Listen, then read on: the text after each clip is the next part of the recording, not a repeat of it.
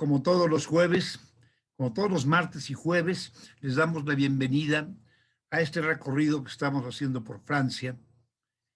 Hoy vamos a recorrer la parte norte, ya vimos Normandía, ahora vamos a la parte norte y Champagne, que es nuestra última sesión de la provincia de Francia, y la semana entrante veremos París y sus alrededores.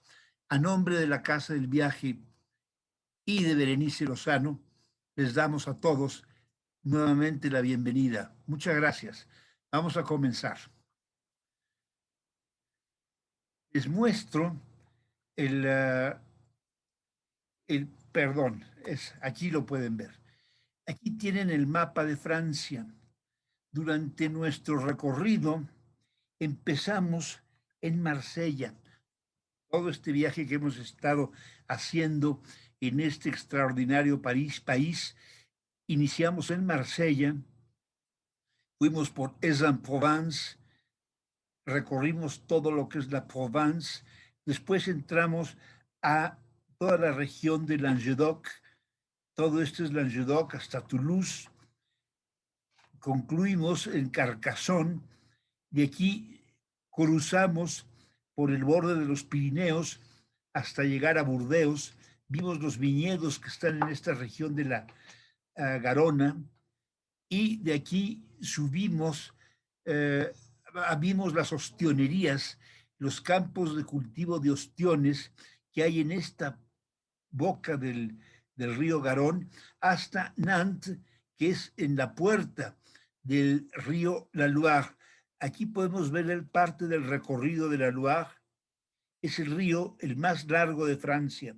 Como les comentaba, es un río que divide Francia de norte y sur, que no es un río en cierta forma navegable, es muy poco lo que es navegable, es más o menos dependiendo del calado de las lanchas o de los barcos, puede ser desde Tours hasta Angers, puede ser semi-navegable, y después de Angers a Nantes es más profundo, tiene más caudal, pero realmente toda su extensión, como les comentaba, no tiene otra finalidad más que ser bello, ser uno de los ríos más bellos del mundo y más preñados de leyendas.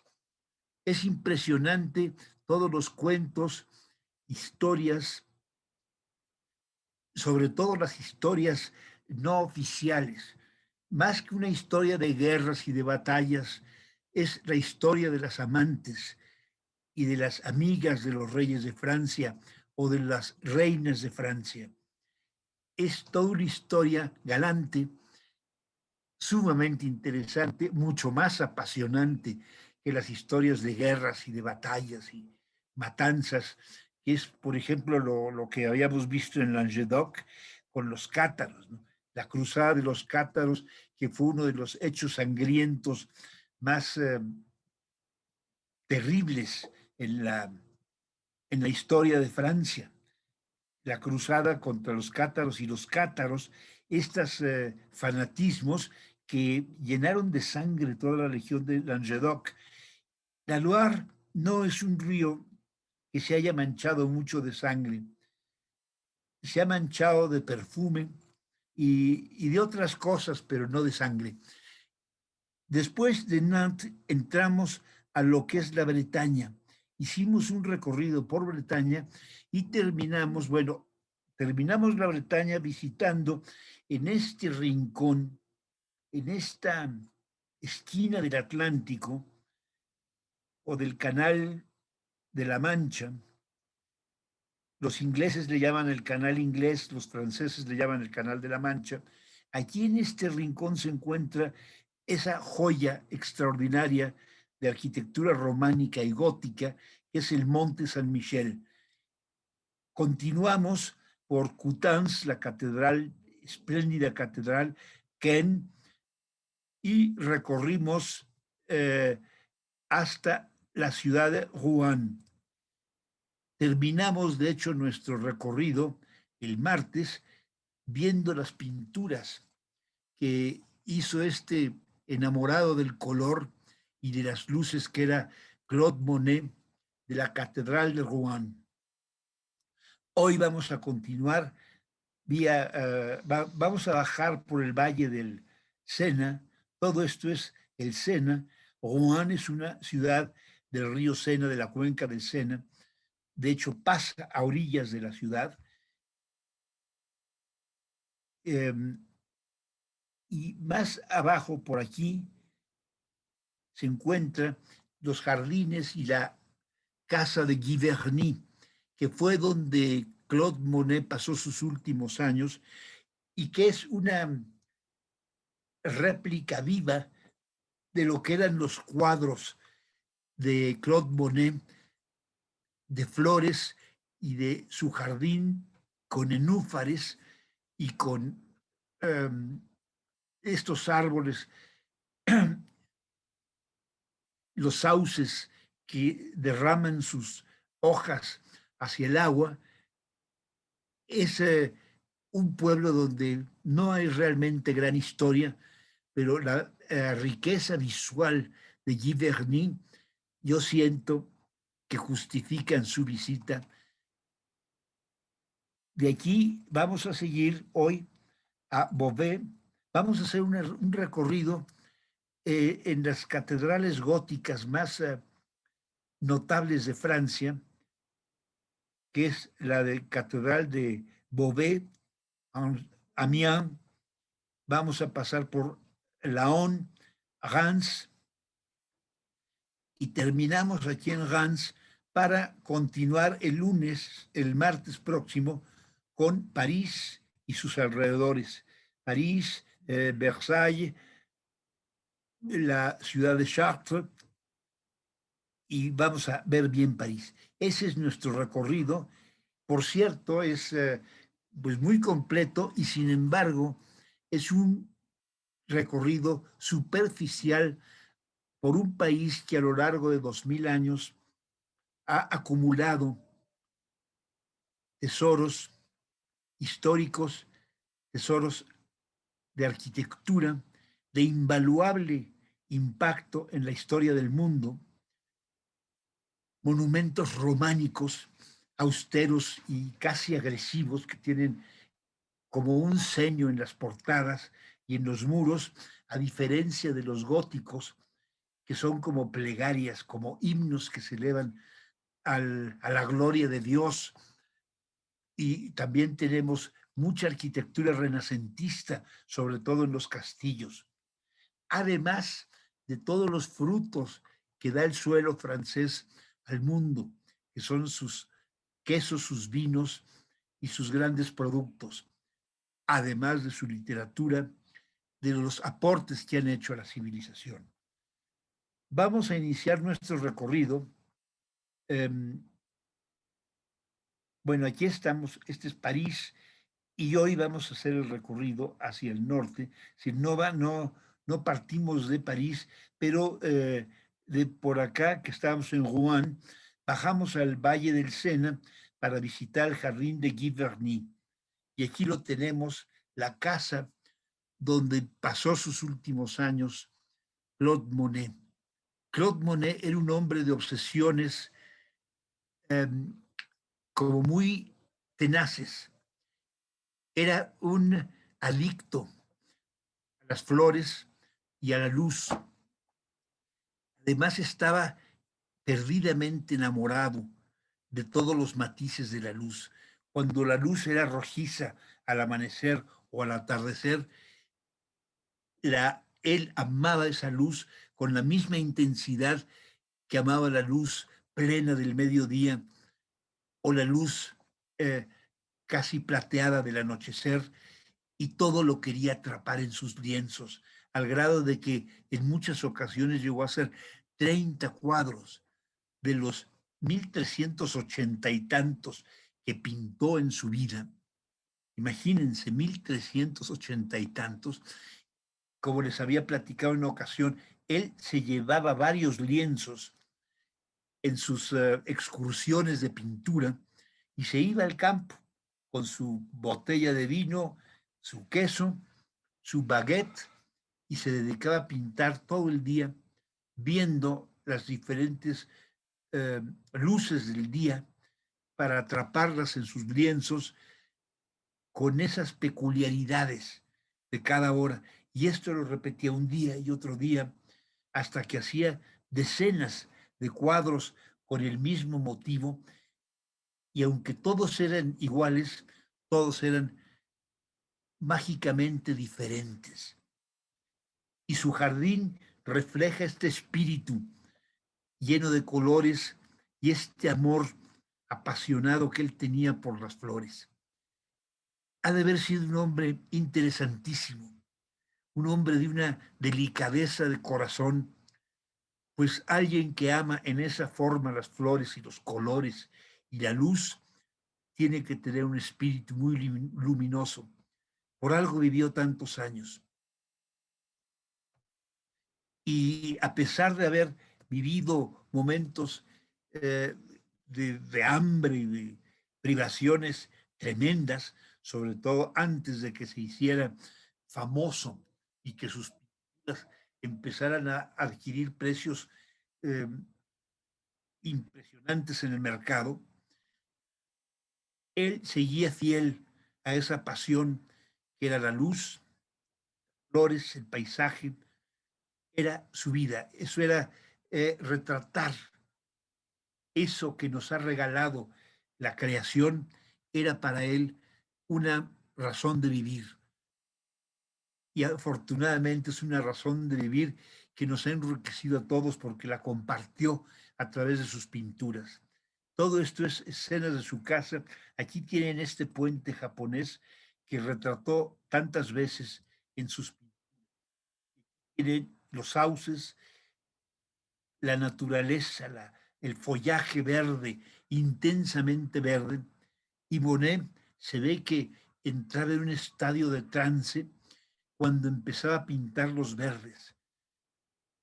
El verde se dice que es el color que tiene más matices, y yo creo que Monet exploró matices desconocidos del verde, ya que todo esto está como desglosado en sus pinturas. Este es el jardín de los nenúfares. Aquí tienen un puente con whisquerias, estas flores que crecen como en cascadas y que aquí cubren y sombrean partes del puente japonés. Vean nada más qué lugar.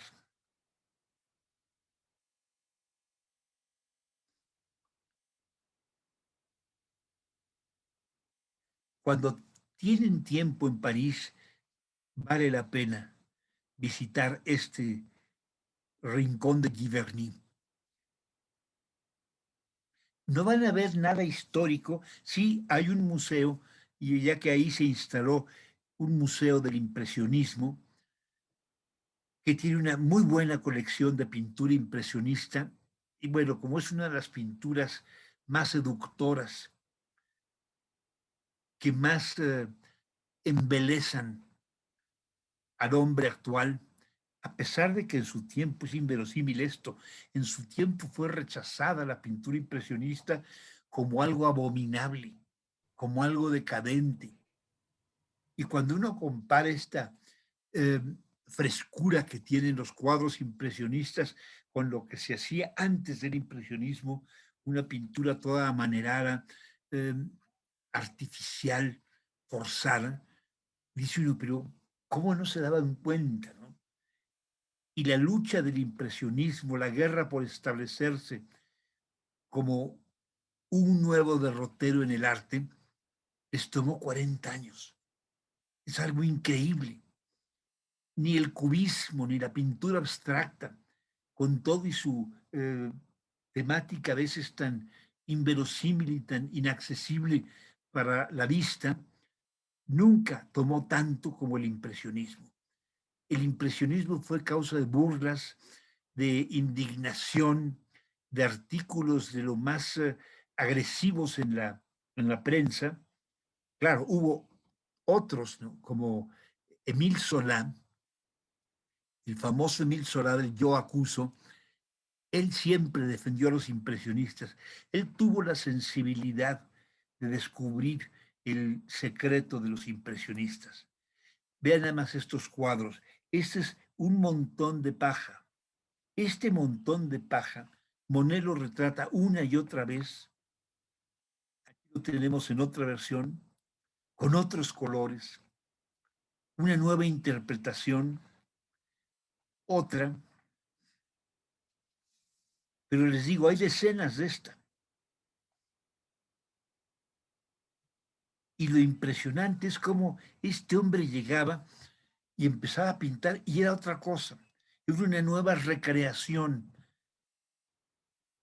de un trozo que veía en sus ojos, lo tamizaba a través de su alma, de este prisma del alma, y lo reflejaba en estas pinturas extraordinarias.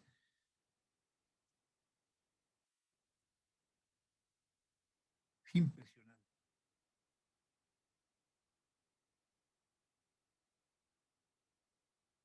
Este es su jardín en Giverny. Acá al fondo se puede ver su casa, que ha conservado, le han conservado los mismos colores que él usaba, este turquesa, con que la fachada estaba pintada. Aquí tenemos nuevamente la casa de Giverny con otro color de whisquerias. Esta flor bellísima. Mucha gente piensa que es puramente japonesa. La hay en muchos lugares del mundo. Cuando florea, cuando es la época de las whisquerias en flor, aunque no llegan a invadir los campos y los parques como los cerezos, las partes donde crecen las whisquerias adquieren una forma y un colorido y como un encanto sobrenatural, como si estuviéramos en otro mundo, en un mundo de lo intangible, de los sueños, con estas cascadas de colores blancos o colores violetas. Y este es el interior del Museo del Impresionismo que está instalado en la casa donde vivió sus últimos años Claude Monet. Bueno, salimos de Giverny y nos vamos, regresamos un poco hacia el norte y llegamos a esta ciudad que es Beauvais. Beauvais es famoso, bueno, fue famoso durante la guerra, fue una ciudad bombardeada en la guerra, afortunadamente no tocaron su catedral. La catedral de Beauvais es una catedral incompleta. Hay gente que dice que es una catedral decapitada. No, es una catedral que no tiene cuerpo. Únicamente existe la cabeza de la catedral, el ábside y el transepto. Hagan de cuenta que le cortaron el cuerpo a la catedral, la nave, y es que se derrumbó. La intención de hacerla la más alta catedral con la nave más alta del mundo, pues les falló ahí la ingeniería. Esto fue en la Edad Media y se colapsó y se quedó ya inconclusa al grado que en la actualidad estas fallas de la ingeniería la han tenido que suplir con una serie de armazones y de sostenes como estos vigas de acero para detener estos contrafuertes, estos delgadísimos contrafuertes que pueden caerse. Afortunadamente Francia no es un país sísmico, seguramente lo fue, porque todo el macizo central son volcanes muertos.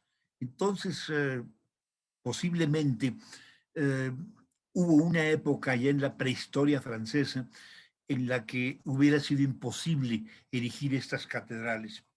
Pero ya esa furia en el intestino y en las entrañas de Francia se ha calmado para permitir que florezca en este país todo lo que es, todo lo que nos seduce y todo el encanto que tiene. Pero la Catedral de Beauvais sí se excedieron en sus ambiciones y ahora la tienen que reforzar. Miren nada más el interior de la catedral. Es muy impresionante. Es la nave, la bóveda más alta, pero no tiene nave. Esto es el ábside, esta es la parte de la cabeza y del transepto. Unas ojivas muy bellas, muy alargadas.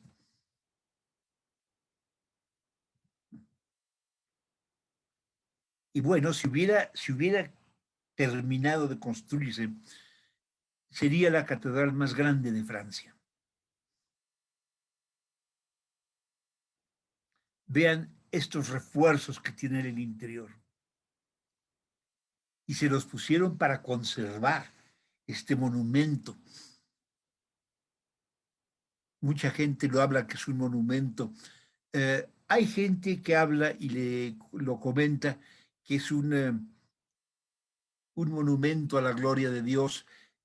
Hay otros que dicen que no, que es un monumento al ego del obispo, que quería rebasar cualquier otra construcción de Francia y si no la han reforzado, se cree que esto también se hubiera colapsado.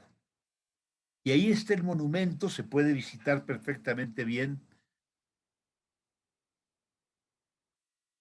No voy a olvidar con un grupo que visitamos, un viaje que hicimos por las catedrales góticas y la región de Champagne. Entramos a la catedral y hubo alguien ahí en el grupo que comentó, oye, ¿y no se caerá ahorita? Con esa ingenuidad que a veces se tiene, o bueno, el caso es que lo increíble es que la mayor parte del grupo se salió. Yo llevaba una señora, era una mujer que fue una de esas viajeras inolvidables. Creo que ya les he hablado de ella, una maestra que venía del estado de Guerrero, una maestra de pueblo, pero muy preparada. Se teñía el pelo de rojo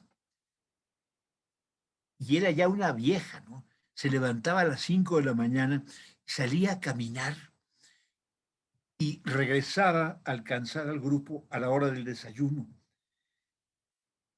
Y siempre decía que ella no, ella ya iría pronto a descansar por mucho tiempo, que ella no tenía tiempo que perder en la cama y que ella se salía a las ciudades a caminar temprano.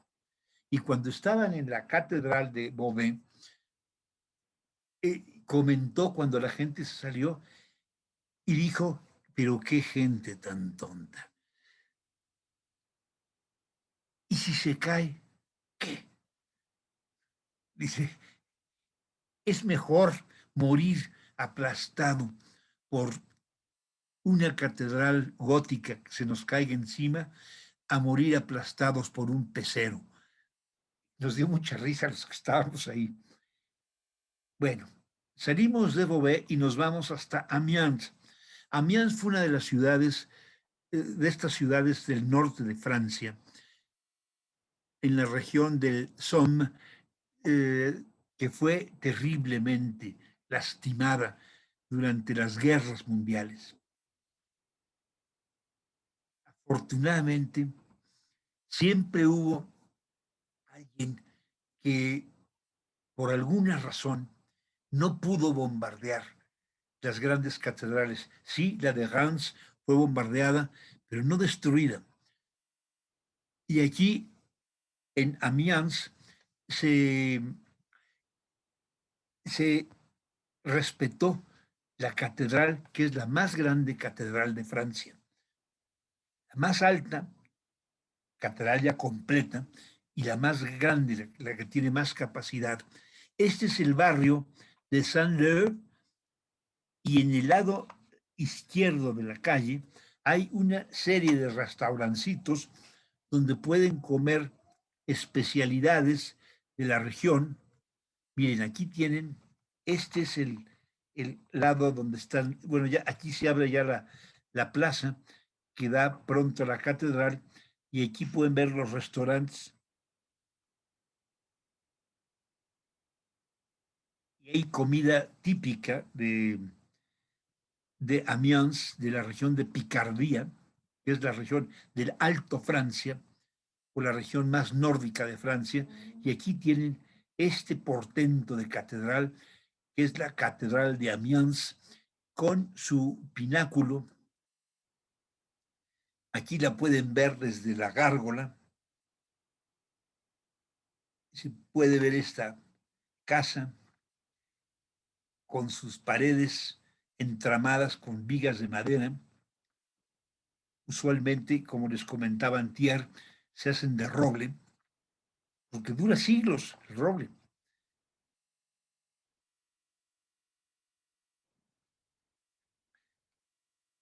Y aquí tienen esta loquera, que es una iluminación especial que en ciertos festivales se le da a la catedral con diferentes colores. Esto a mí nunca me ha tocado verlo. He tenido gente que lo ha visto y dicen, es fabuloso verlo. Así cuando lo ve uno, dice uno, pero ¿cómo pintarrajearon esta maravilla gótica con estos colores? Hagan de cuenta que son crayolas. Y no me dice la gente que es fabuloso ver esto, sobre todo por las dimensiones. Es como un estallido de color lleno de los colores como infantil, ¿no? Como dejar, dar rienda suelta a la creatividad pueril de un niño.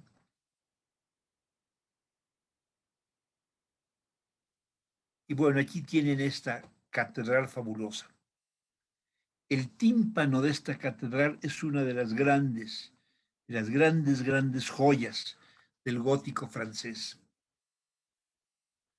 Miren, hemos hablado de hacer un viaje por la Provence, otro viaje por Languedoc, otro viaje por la Bretaña y Normandía, o por Normandía y toda la Francia gótica. Pero vean nada más esta portada de esta catedral. Vean el tímpano. El tímpano y aquí está el portal con el juicio final hasta abajo, un desfile de santos, Cristo Redentor, y después vienen estos hileras de santos y de profetas. Ese es un gótico ya más florido que Notre Dame de París. Aquí tienen toda esta colección de reyes.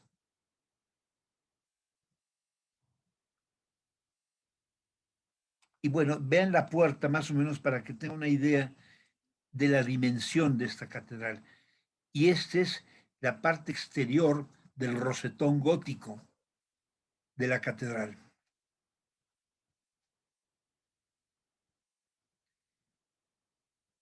Este ya corresponde al flamígero, porque son como flamas.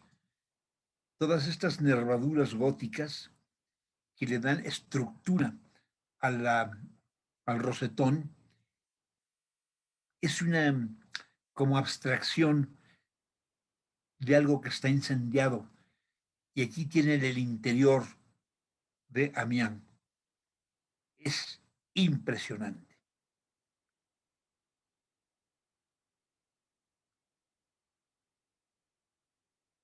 En el crucero, donde pasa el transepto, aquí viene el crucero hacia el ábside, y hacia atrás viene todo lo que es la nave, todo siguiendo esta avenida de ojivas, sujeta en estos enormes pilares de ojivas.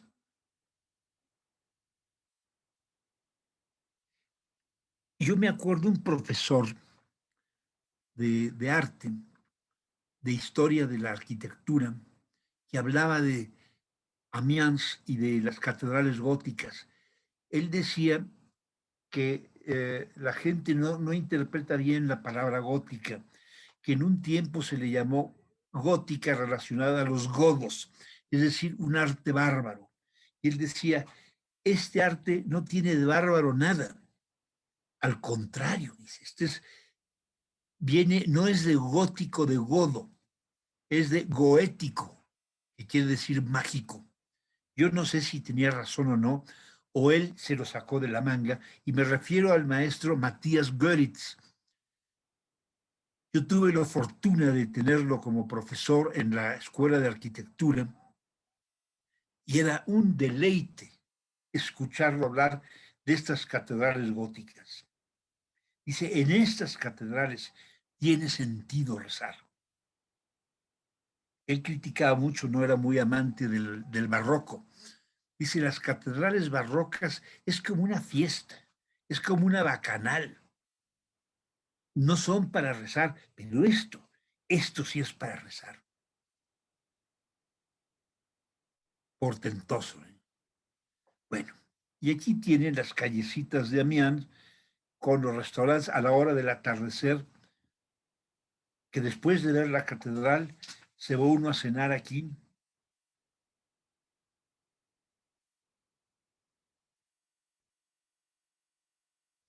Ah, qué cosa. Y bueno, pueden pedir estos pastelitos. eh, Perdón,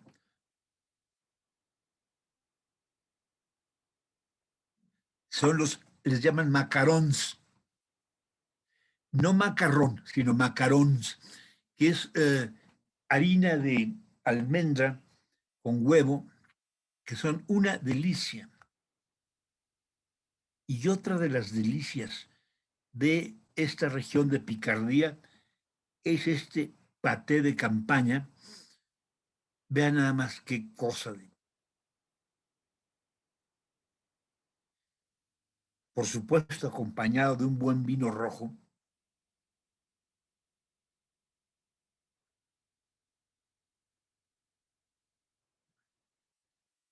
Y este queso, este delicioso queso en forma de corazón que se llama el royot. Lo empezaron a fabricar en la abadía de Magual.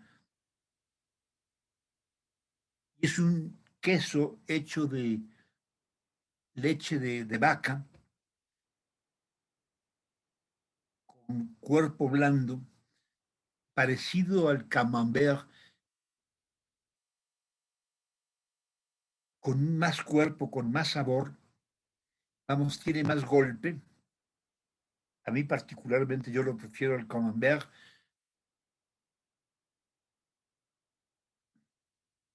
Y bueno, nos vamos de aquí porque se me está haciendo agua la boca y seguimos nuestro trayecto.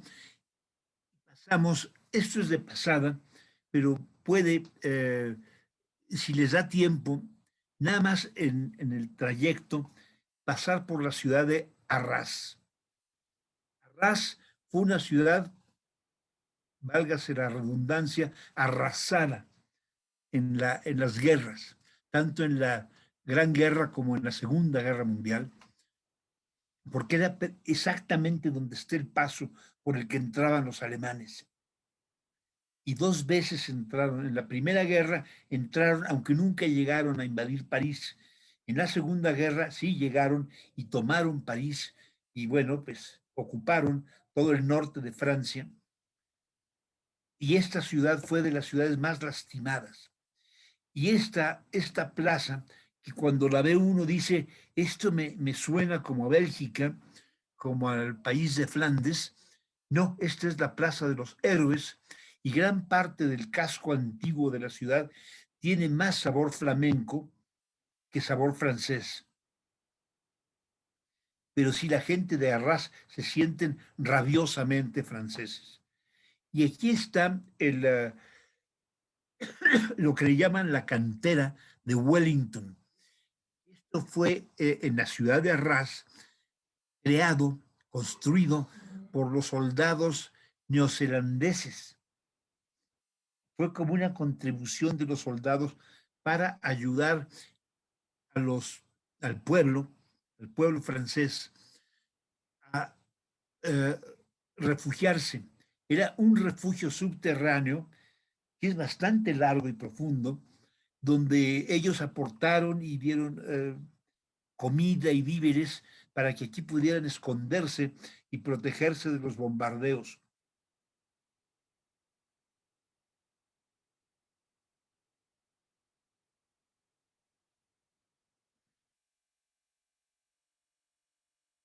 Y este es el campanario, o también se llama el Beffron en la ciudad de Arras. El campanario no es este, es este. Tiene veintitantas diferentes campanas y está rematado por esta torre y es el otro lado de la Plaza de los Héroes.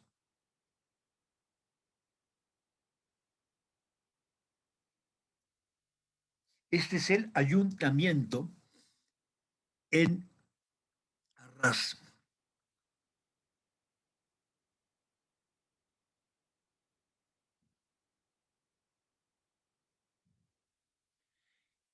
Y bueno, este es en la ciudad de Compiègne. La ciudad de Compiègne, este es perdón, la Escuela Nacional de Música en Compiègne.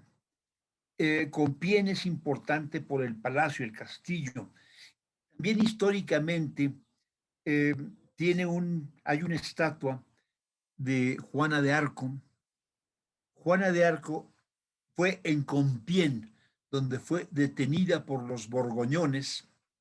Los borgoñones eran aliados de los ingleses. Juana de Arco consideraba que los borgoñones eran traidores a Francia. Y ella, después de la consagración del rey Carlos VII, no sé si recuerdan que tuvimos una plática de este rey que tuvo dos mujeres en su vida. Una que lo convirtió en rey, que fue Juana de Arco, porque ella lo llevó, lo condujo, lo obligó materialmente a ir hasta Reims para consagrarse rey. En la Edad Media y todavía hasta el siglo XIX, los reyes se coronaban y se consagraban como reyes en la ciudad de Reims. Entonces, y después de Reims siempre hacían una visita a Compiègne. Y hay varios reyes que dejaron ahí palacios, entre ellos el castillo de Compiègne. Y en Compiègne fue detenida Juana de Arco por los borgoñones y en Compiègne fue entregada a los ingleses y posteriormente ejecutada en la ciudad de Rouen. Y bueno, ya después fue canonizada y ahora es una de las grandes heroínas de Francia. Tiene la estatua de Juana de Arco y este es el ayuntamiento de Compiègne.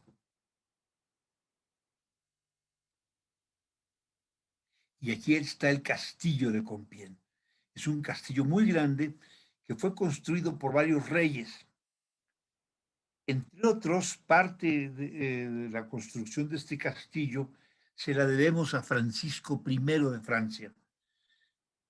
Ayer vimos el castillo de Chambord, que nos lo mostró Patti Torres en su espléndida plática que nos dio de algunos de los castillos de la Loire. Bueno, Francisco I de Francia, que fue el gran rey del Renacimiento francés, él sembró por todos lados castillos. Por ejemplo, el de Blois tuvo que ver, gran parte de ese castillo está construido por Francisco I. Compiègne tiene alas que están construidas por Francisco I. No se diga Chambord, partes del Louvre, en fin. Francisco I era un rey que le gustaba construir. Fue el gran rey del Renacimiento, y bueno, fue el siguiente rey que podemos mencionar como uno de los grandes reyes fue Enrique IV de Francia. Pero este es el castillo de Compiègne. Esta es la toma de Compiègne por los borgoñones. Una pintura medieval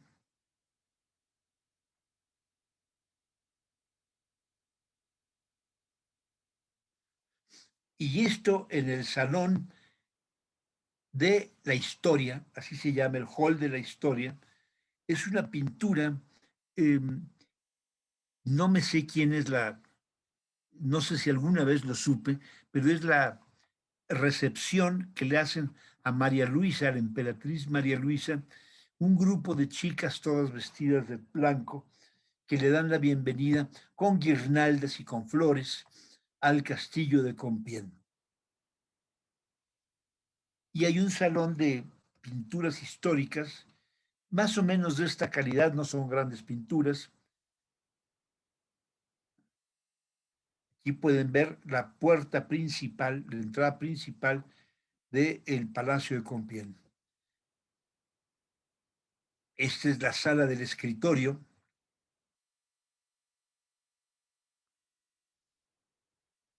el salón de baile.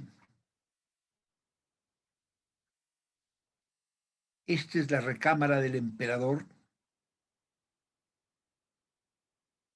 la biblioteca del emperador, y esta es la recámara de la emperatriz. En esto hay un eh, toque de sabiduría. El emperador y la emperatriz siempre dormían en cuartos separados.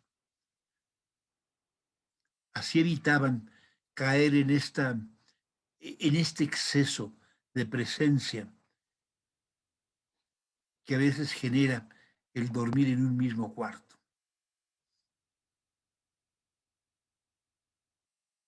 Ahora, no por eso eh, eran más fieles los reyes. Este es en los jardines, es la escultura de el poder siendo dominado por la belleza. Esta es una de las maravillas. Está cerca de Compiègne, en la región de Oise, Oise, y este es el castillo de Pierre Fond. Pierre Fond.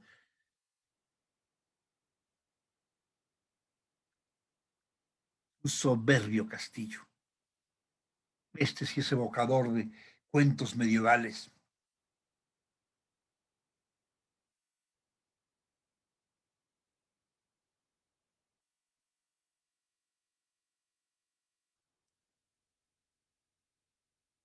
Y todo el campo que lo rodea, los bosques que lo rodean, de verdad que está ubicado en medio de un paisaje que lo hace idílico el lugar. No sé si reconozcan esta iglesia. Lo dejo un segundo a ver si les trae alguna sugerencia de algo que ya han visto.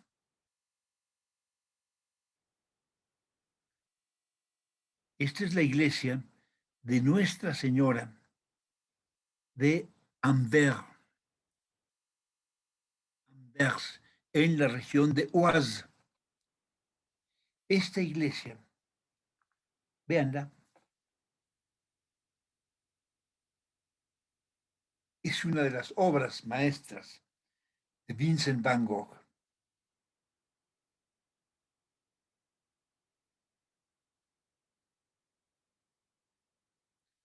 Y la tienen, este es el original.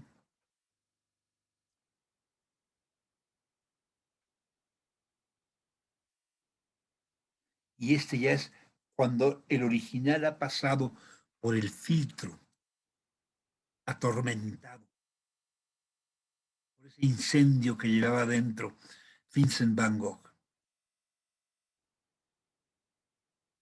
A mí particularmente yo prefiero la versión de Van Gogh al original.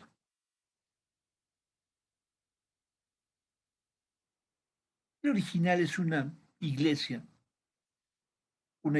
antigua, gótica, pero aquí la iglesia adquiere una vida, adquiere una fuerza casi diabólica. Parece que se está moviendo. Es una de estas iglesias que a través de la visión de Van Gogh da la sensación de que si te acercas mucho, te devora.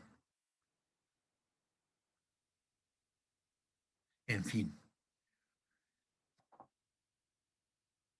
Aquí estamos en la ciudad de Soissons. Soissons es otra de estas ciudades que vale la pena pasar por ellas, porque está en ruta hacia la región de Reims y de la región de Champagne.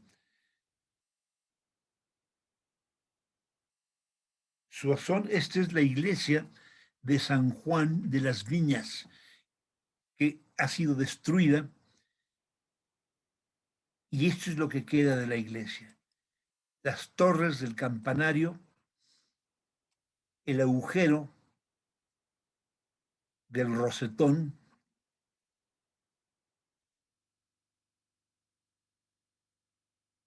y la estructura para el tímpano, ya con todo el tímpano carcomido.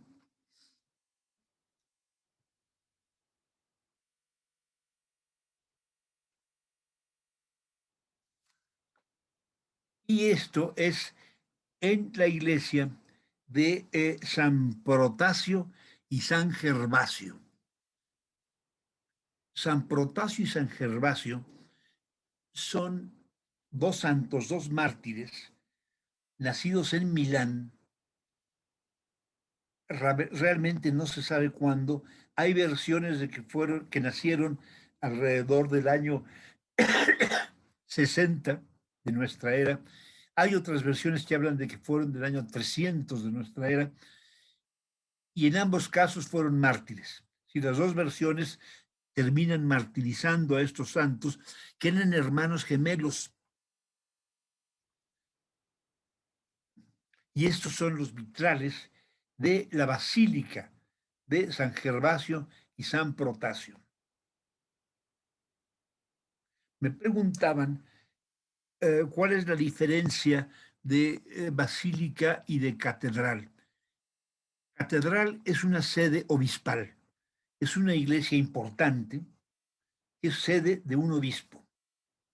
Y basílica es un nombramiento que se le da a una iglesia cuya importancia desde el punto de vista no jerárquico, sino desde el punto de vista sagrado, es muy importante, como una basílica, como la Basílica de San Pedro o las basílicas de Roma, de San Juan de Letrán, de Santa María la Mayor o de San Pablo Extramuros. Está la Basílica de San Protasio y San Gervasio. Y catedral es, que puede ser catedral y basílica, pero catedral es exclusivamente un sitio donde está la cátedra, es decir, la silla arzobispal. Y estos son los murales en San Gervasio. Y este es un ángel renacentista a un lado del altar principal en San Gervasio. Es una de las obras de los ángeles más bellos que han tratado de llevárselo, porque es una joya de ángel. Sus facciones, el movimiento de la ropa, de las telas, es muy bello. Y esta seguimos en la ruta gótica, camino a Reims, a la ciudad de Reims, pasamos por la Catedral de Laon. Laon es una catedral muy antigua, es de las más antiguas catedrales de Francia, más o menos contemporánea a la Catedral de Chartres.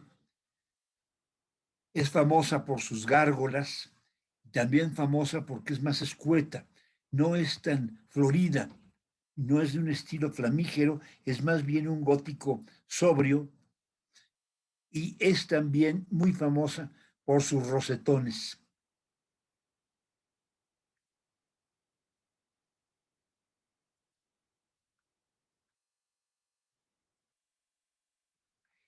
Los rosetones, el azul o el morado, es típico, y el rojo es un color que el lugar donde se producen los vitrales rojos, el vidrio rojo, el más intenso, el más bello, el que tiene más vibración, es Chartres. El maestro que les comentaba, Matías Goeritz, nos platicaba que él, para hacer sus vitrales, él mandaba a traer el color rojo de Chartres. Nunca le daban la fórmula. Era un secreto de las familias, de los vitralistas de Chartres, pero nunca dieron la receta. Le podían mandar el vidrio y que él lo trabajara, pero nunca le dijeron cómo se hacía y cómo se lograba ese rojo intenso que la próxima semana vamos a ver en estos vitrales de Chartres, que son definitivamente los más a mi gusto y a gusto de mucha gente, son los más hermosos, los más vivos de toda Francia. Y bueno, nada más para que ubiquen, hicimos este recorrido por esta región y entramos a lo que es la región de Champagne. Champagne y las Árdenas. Estas son las Árdenas, un paso de las invasiones alemanas en la guerra, y que se suponía, es decir, cuando se construyó la línea Maginot, no entraron de lleno en las Árdenas porque pensaban los franceses que esta región, que es muy boscosa, con pantanos y ríos y todo esto, y el bosque es muy cerrado, no era lo más viable para una invasión. Entonces hicieron su línea Maginot por toda esta región y no le sirvió de nada. De Gaulle se burlaba de la idea de la línea Maginot. Y esta es la región de Picardía, aquí en el norte. Bueno, entramos a Champagne, esta región legendaria. Aquí la tienen para que lo ubiquen en Francia.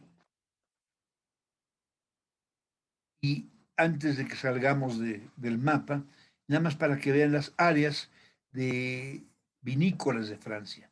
Esta es la región de Champagne.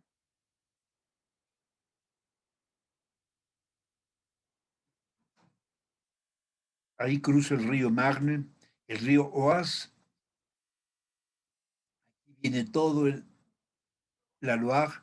Aquí es la región de los vinos de la Loire, unos vinos más suaves, deliciosos.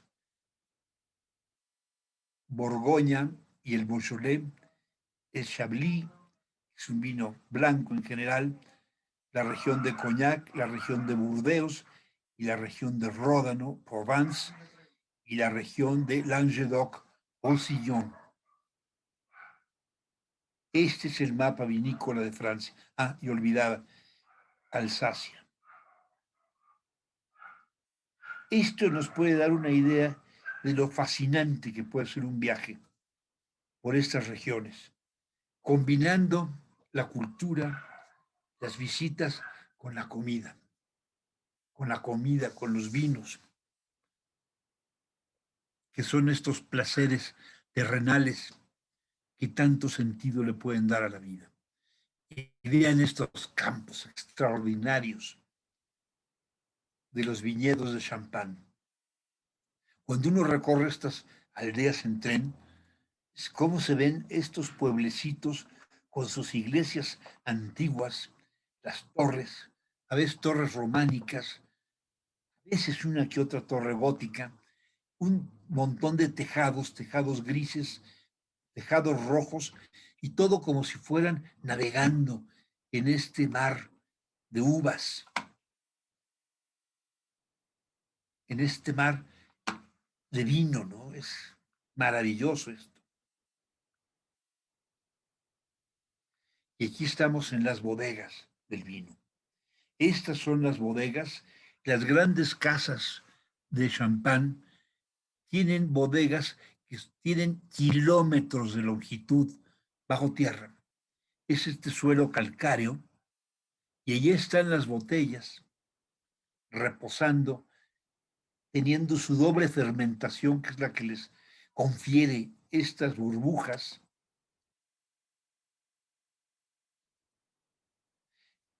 No sé si les conté, creo que no.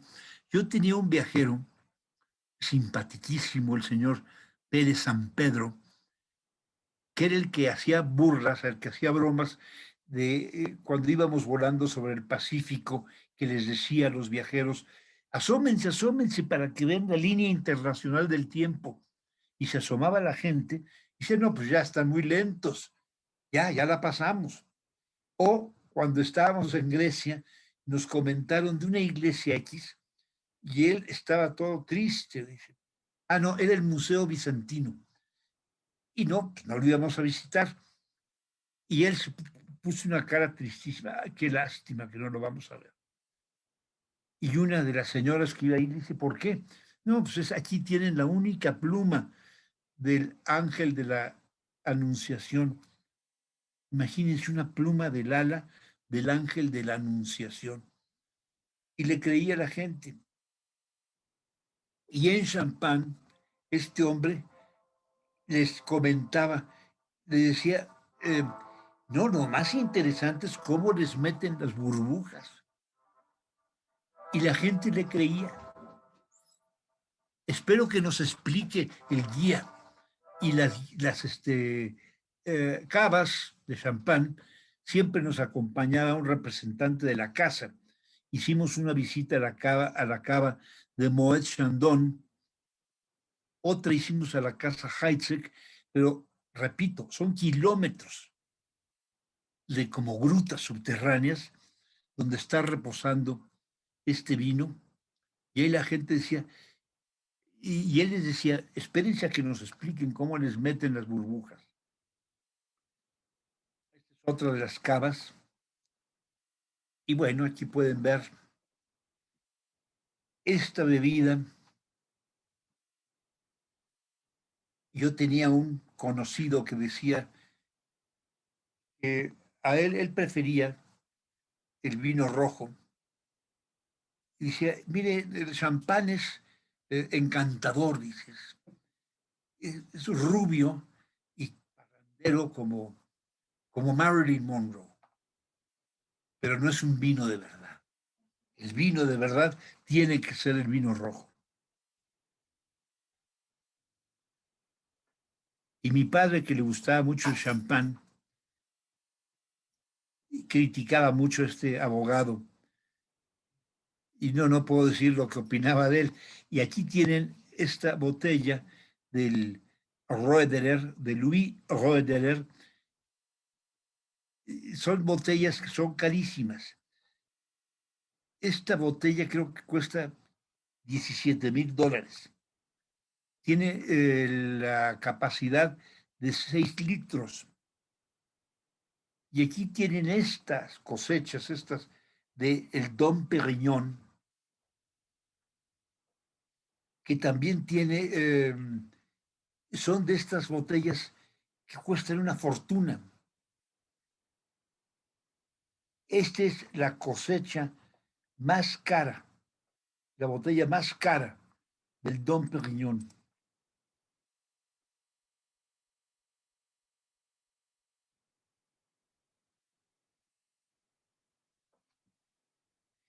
Y esta es la botella de champán más cara que se ha vendido.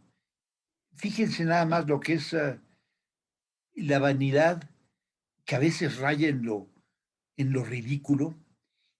Esta botella de champán que tiene capacidad, creo que de 10 botellas, el equivalente a 10 botellas normales, fue cotizada en 2.100.000 euros. Y esta está hecha con plata, platino y incrustaciones de diamantes.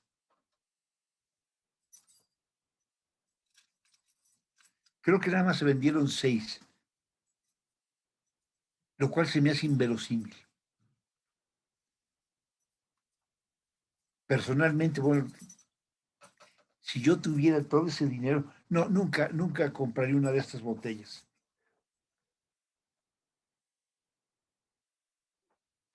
Mejor me iba a la región de Burdeos y compraba un castillo.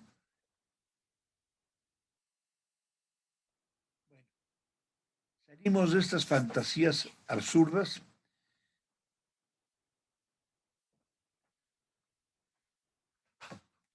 y nos despedimos de estos campos de champán.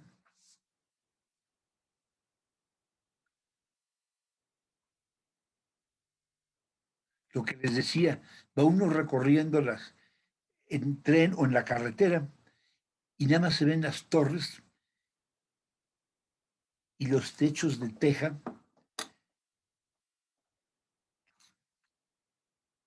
Llegamos a la ciudad de Reims o Reims. Aquí terminamos nuestro trayecto de hoy, que es donde está, a mi gusto, la catedral gótica más bella de Francia. No es esta. Esta es la catedral originalmente, pero es una mezcla de románico y gótico, que es la catedral de Saint-Rémy, pero donde se coronaban los reyes de Francia es esta. Esta es la avenida Roosevelt, porque Roosevelt fue quien financió la restauración de esta catedral cuando fue bombardeada no, perdón, no es Roosevelt, es Rockefeller, la avenida Rockefeller, cuando fue bombardeada en la Primera Guerra Mundial, que fue mutilada y entonces Francia entera lloró y hablaban y el periódico ponía fotos de la catedral y ponían así, la catedral martirizada. Una herida que Francia nunca va a poder reponer. Y aquí tienen el gablete, así se llaman estos triángulos, que es la coronación de la Virgen. Esta es la catedral de Notre Dame, Nuestra Señora de Reims, en la puerta principal, en el pórtico. Tienen el pórtico, el rosetón. Este es el rosetón, este es el que estábamos viendo. Impresionante catedral. Esta catedral, lo que es más imponente es la relación que tiene de altura y anchura. Es como más angosta, como más esbelta. Y es después de Notre Dame de París y de Chartres, es la más antigua catedral de Francia, que después fue restaurada y es considerada como, junto con Notre Dame de París, como símbolos de Francia. Y es aquí donde se coronan los reyes de Francia. Aquí tiene una de las gárgolas de Reims. Y aquí tienen esta cabeza, es la sonrisa, el ángel sonriente de la Catedral de Reims.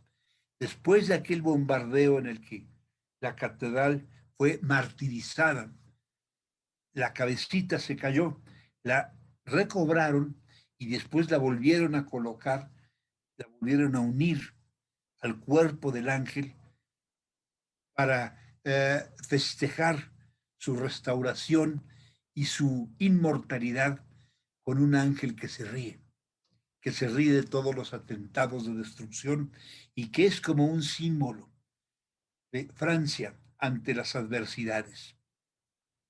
Y con esto terminamos nuestro recorrido de hoy. Nos vemos el martes próximo a iniciar París y sus alrededores.